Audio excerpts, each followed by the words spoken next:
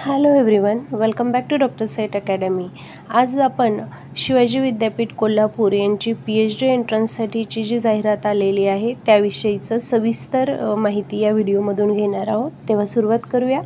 शिवाजी विद्यापीठ कोल्हापूर यांची PhD admission 2025-26 साठीचं notification आलेले आहे आणि 2025-26च्या PhD प्रोग्रामसाठी शिवाजी विद्यापीठाने ऑनलाईन ॲप्लिकेशन फॉर्म मागवलेले आहेत।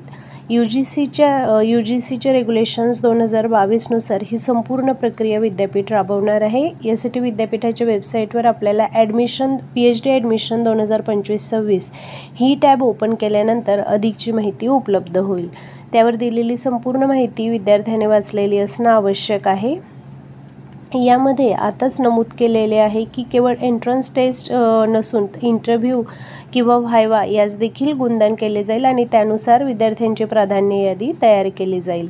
ऑनलाईन ॲप्लिकेशन फॉर्म विद्यापीठाच्या वेबसाईटवर 7 ऑगस्ट 2025 पासून 25 ऑगस्ट 2025 रात्री 12 वाजेपर्यंत भरता येणार आहेत। कॅन्डिडेट केवळ ऑनलाईन फॉर्म भरायचा आहे। कोणत्याही प्रकारे ऑफलाईन फॉर्म भरण्याची आवश्यकता नाही किंवा भरलेल्या फॉर्मची कॉपी विद्यापीठाला पाठवण्याची देखील आवश्यकता नाही, परंतु फॉर्म भरून झाल्यानंतर त्याची एक हार्ड कॉपी स्वतःच्या संग्रही ठेवावी असं विद्यापीठाने यात नमूद केलेले आहे। फी स्ट्रक्चर आता समजून घेऊया। यामध्ये ओपन कॅटेगरीसाठी 850 रुपये एंट्रन्ससाठीची फी आहे, ही केवळ PhD एंट्रन्स एक्झाम देण्यासाठीची। ओपन कॅटेगरीसाठी 850 रुपये आणि रिझर्व कॅटेगरी यात मग SC ST OBC non creamy layer तसंच डिफरंटली एबल्ड या सगळ्यांसाठीची जी फी असणार आहे ती असणार आहे 600 रुपये आणि ही फी नॉन रिफंडेबल असेल। कोणत्याही कारणाने तुम्ही परीक्षा द्यायची नसेल किंवा एकदा परीक्षेचा फॉर्म भरून झाल्यानंतर कॅन्सल करायची असेल तर परीक्षेची फी परत मिळणार नाही। फी देखील ऑनलाईन पेमेंट मोडनेच तुम्हाला विद्यापीठाला जमा करायची आहे। रिझर्वेशन पॉलिसी महाराष्ट्र शासनाच्या रिझर्वेशन पॉलिसीप्रमाणेच असेल आणि एक्झामिनेशनची डेट आत्ताच जाहीर केलेली नाही आहे, परंतु एक्झामिनेशन शेड्यूल बघण्यासाठी विद्यापीठाच्या वेबसाईटवर PhD ॲडमिशन 2025-26 ही टॅब असणार आहे, त्यावरती तुम्हाला बघता येईल। त्यामुळे थोड्या दिवसांनी विद्यापीठाच्या वेबसाईटला भेट देत राहावं असं विद्यापीठाने सुचवलेलं आहे। विद्यार्थ्यांना वैयक्तिक परीक्षेविषयी कळवले जात नाही याची नोंद घ्या। त्यामुळे विद्यापीठाच्या वेबसाईटला काही दिवसांनी भेट देणं हे गरजेचं होतं। हॉल तिकीट विद्यापीठाच्या वेबसाईटवरच उपलब्ध करून दिले जाते आणि परीक्षेला जात असताना हॉल तिकीट तसंच एखादा फोटो आयडेंटिटी सोबत आवश्यक असेल।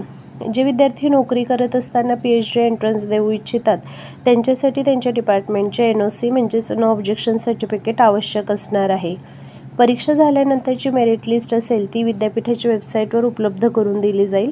एंट्रन्स टेस्टमध्ये क्वालिफिकेशन मार्क्स असणार आहेत। PhD प्रोग्रामसाठी क्वालिफाय होण्यासाठी जे मिनिमम मार्क्स आवश्यक आहेत ते असणार आहे 50% फॉर जनरल स्टुडंट्स आणि 5% याच्यात रिलॅक्सेशन असणार आहे SC ST VJNT OBC non creamy layer यांच्यासाठी, म्हणजेच त्यांच्यासाठी 45% हे मिनिमम क्वालिफाईंग मार्क्स असणार आहेत।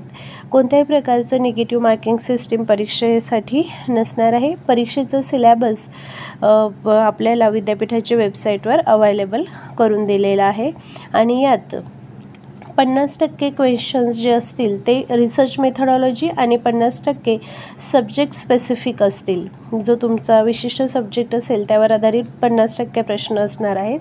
म्हणजे एकूण 50 प्रश्न 100 गुणांसाठी परीक्षा असेल। त्यातले 25 प्रश्न जे असणार आहेत ते रिसर्च मेथडॉलॉजी आणि 25 प्रश्न तुमच्या स्पेशल सब्जेक्टवर असतील।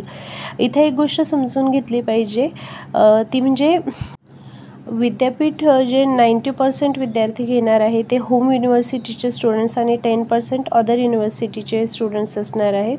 होम युनिव्हर्सिटीचे स्टुडंट्स म्हणजे ज्यांनी ग्रॅज्युएशन पोस्ट ग्रॅज्युएशन शिवाजी विद्यापीठातूनच केलेलं आहे त्यांना होम युनिव्हर्सिटी स्टुडंट्स म्हटले जाईल। तर 10% ज्या जागा आहेत त्या अदर युनिव्हर्सिटी दिल्या जाणार आहेत आणि दोघांसाठीही जी रिझर्वेशन पॉलिसी असणार आहे ती महाराष्ट्र शासनाच्या रिझर्वेशन पॉलिसीप्रमाणेच असणार आहे।